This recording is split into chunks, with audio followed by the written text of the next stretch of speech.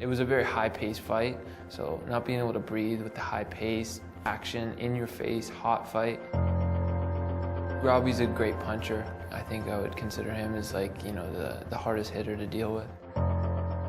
It was the craziest fight I've ever been in.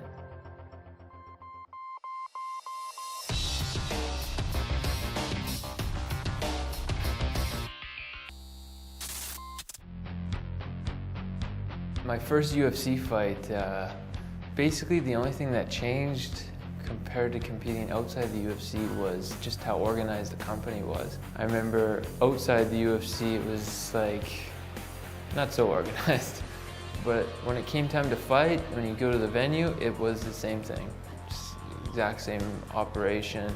You get warmed up, you get told that you're up next, or you're up in 15 minutes or whatever have you, and you go out there and scrap. MacDonald got it, he's got it, and it's all over! The first win against Mike, I was actually disappointed because I felt like I had more to show, I had more potential to show the UFC.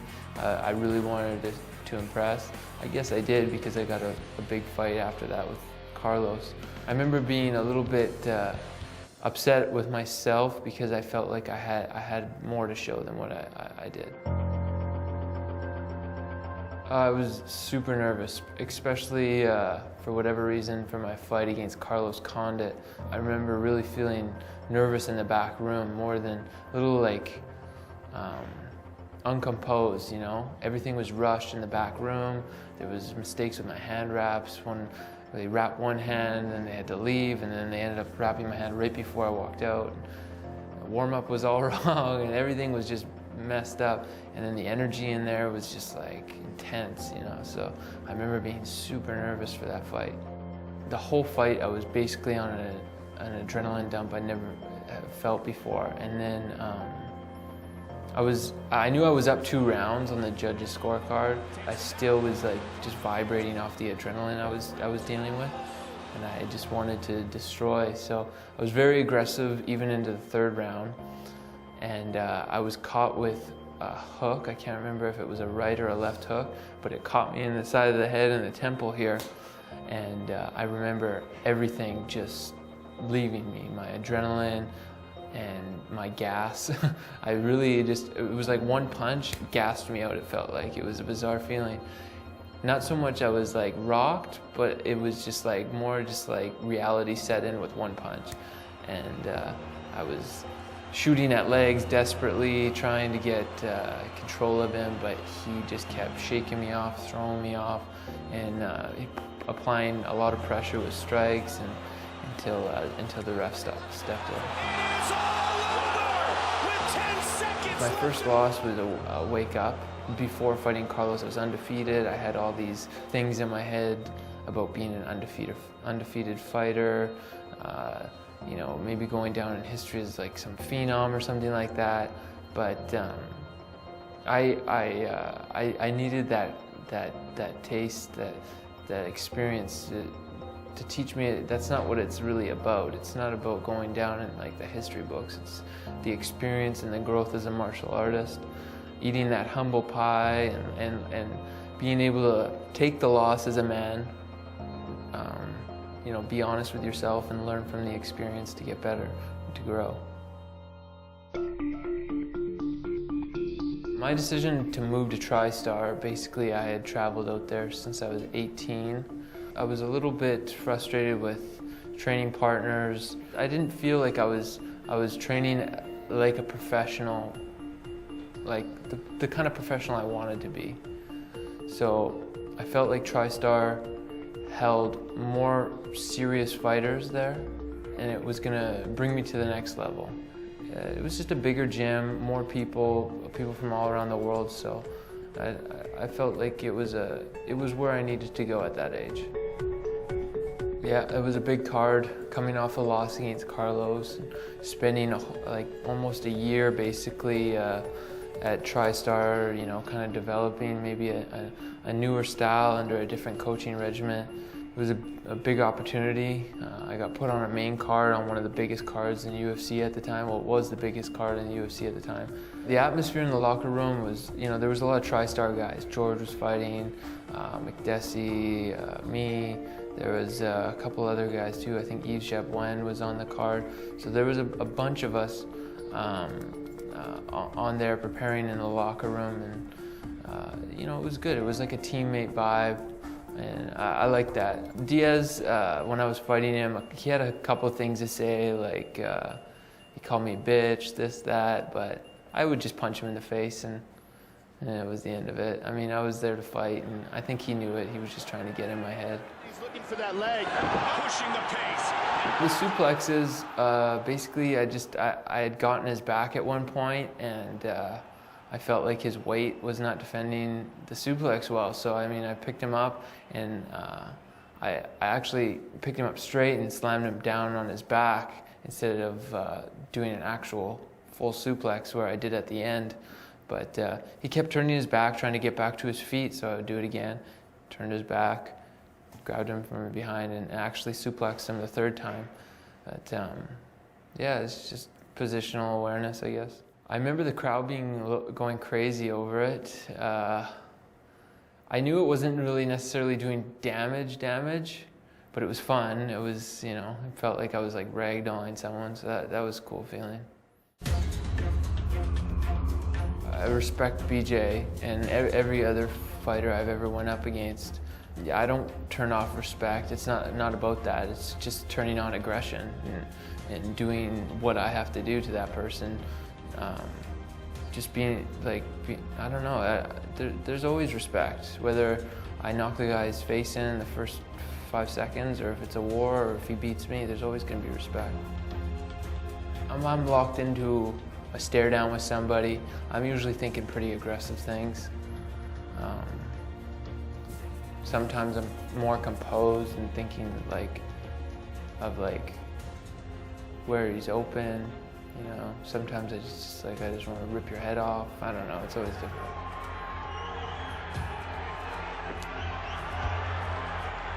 I think looking back, I could have been more aggressive in a lot of situations, but I felt like for whatever reason leading up to that fight, I was like following a system, you know.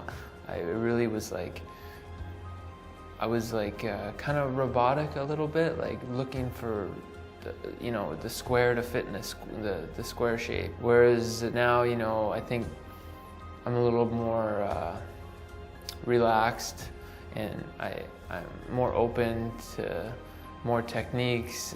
It's just experience.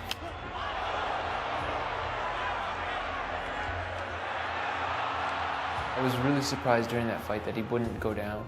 I was hitting him with really hard shots.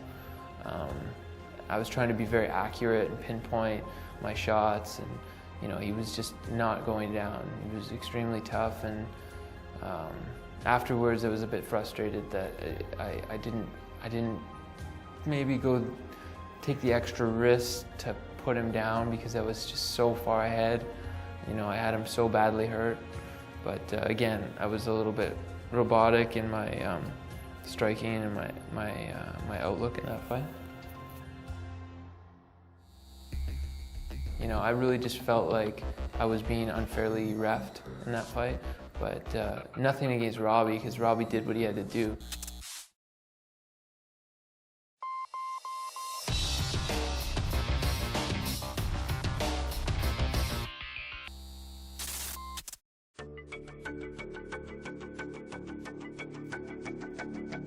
The first fight against Lawler, yeah, it was a close one.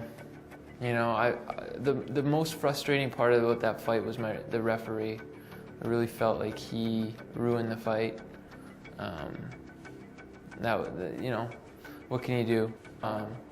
Why do I think that? Is because I would get a takedown and I would get stood up with basically no warning, or for, you know, ridiculous reasons. You know, I really just felt like I was being unfairly reffed in that fight.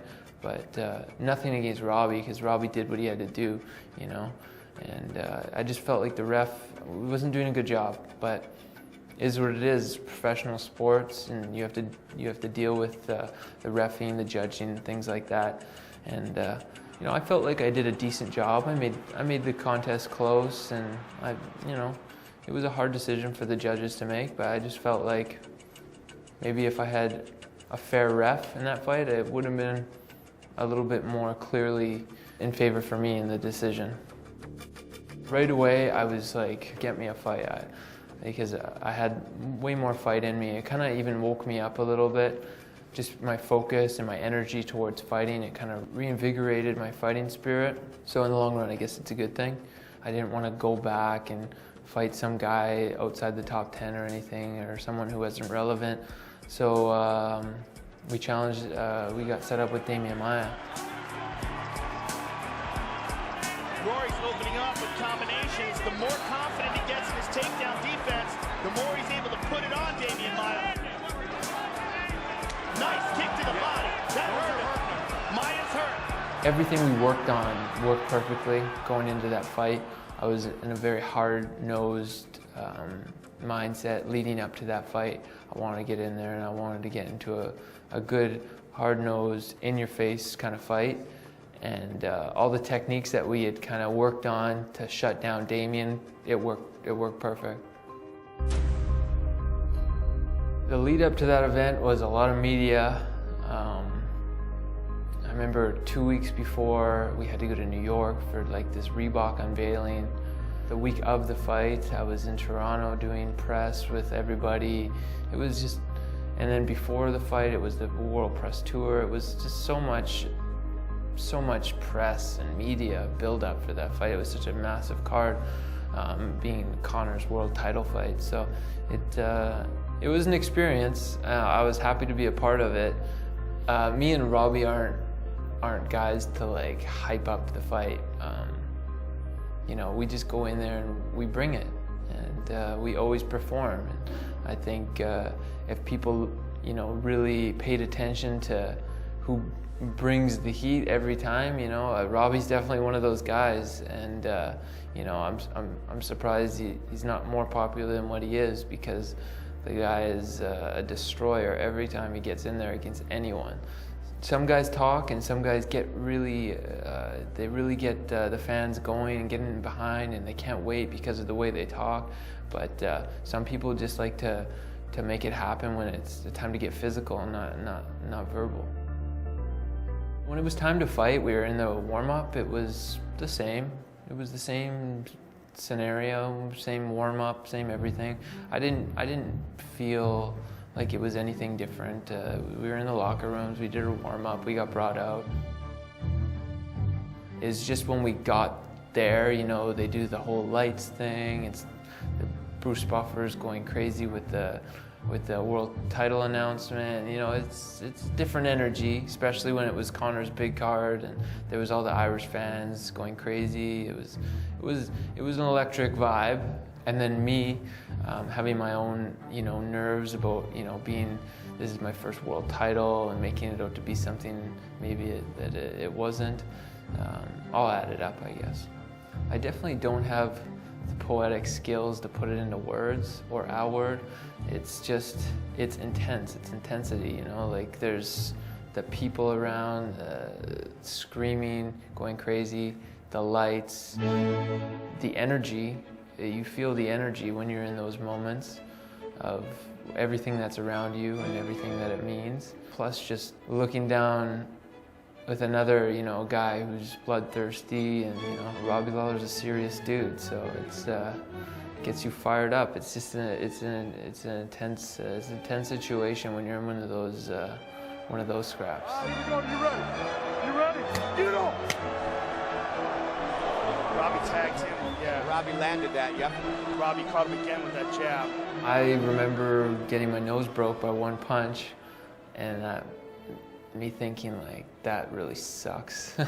Having to like, you know, it definitely stressed me out. I was trying to stay composed, but at the same time, it was every shot that was landing was making it bleed a lot more or break a little bit more. That was that 1-2 by Robbie, and again. The pain was one thing; it was very manageable, but it was more of the blood in my throat and in my lungs, having to deal with the gas. That was a problem. That wasn't fun. not being able to breathe too well. Don't block his nose, okay? Don't block the nasal passage. Give me the mouthpiece. Okay, give it to me. Breathe, Rory. How you feeling, Rory? It was a very high-paced fight, so not being able to breathe with the high pace, action, in your face, hot fight, you know, it was one of those fights where you really felt the heat of the battle. There wasn't much time to think, it was just all reaction and letting your training come out. It was a crazy experience, but that's why I feel I gained so much composure from that fight, because it was the craziest fight I've ever been in. So it forced me to have to use composure so I could make it till as far as I did. Yeah, he was laughing at me when I was hitting him. I was like, this guy's crazy. It frustrated me, it really did.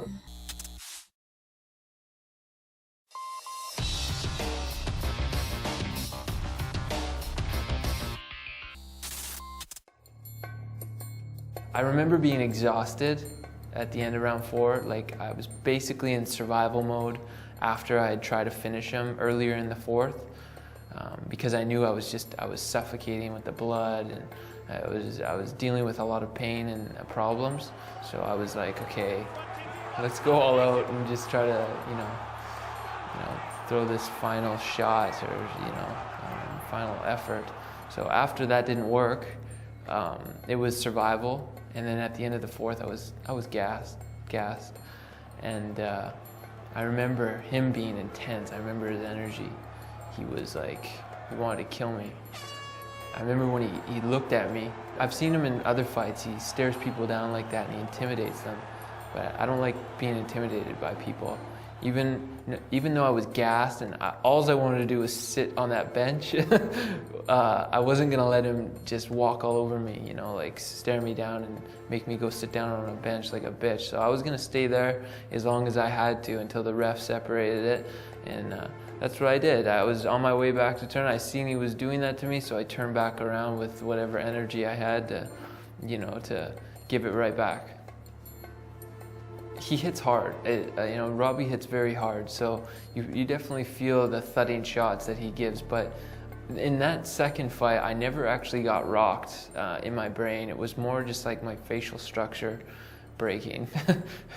So I never really felt like I was getting buzzed with any shots. I never felt like he hit me with anything that was messing up my equilibrium or rocking me. It was more just like he was hitting me and it was breaking my bones. Yeah, he was laughing at me when I was hitting him. I was like, this guy's crazy. It frustrated me, it really did. But I think that was a good lesson to learn, because that taught me how to be composed. You know, if you're fighting a crazy person, you know, they might enjoy it when you hit them, you know, and you have to just deal with that, you know. The 5th, it's hard to describe, but he was very accurate, he was very precise, he was bouncing, he almost seemed fresh. And I remember just like trying to give the impression that I was fresher than I was, because I was like on my last legs. I'm sure he could have sensed it, but I was trying to stay like I was in the fight. I was, you know, I had energy, but I didn't.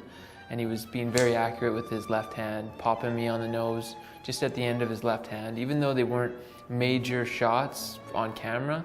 Because of all the damage I had taken, it was like they were big shots because of all the facial damage in my nose and things like that, all the swelling. So they were affecting me more than the harder shots earlier in the fight, just because of all the damage, all the fatigue, the adrenaline was gone. So you know, that was breaking me mentally. It was hard to like stay focused. It's hard to stay hungry when someone's breaking you down precisely, pop, pop, pop, after, you know, you don't have adrenaline, you don't have gas, things like that. So that's what just at the end just made me, you know, take a knee. I needed time to recover. How do I sum up that fight? Fun. It was a fun fight. Robbie's a great puncher. I think his punching power with his speed and his volume, I think I would consider him as, like, you know, the hardest hitter to deal with. At the hospital there with Robbie, he just said, "Good luck, are you okay?" And I was like, "Oh yeah, it's cool." I said congratulations and thank you for the fight and things like that, and that was it. It was, what are you gonna really say? You know, it is what it is. So, you know, just mutual respect mostly. My coaches, you know, they were concerned. I think they were upset, you know, understandably. But we gave it our best shot, and we learned from it, and we're gonna come back stronger next time.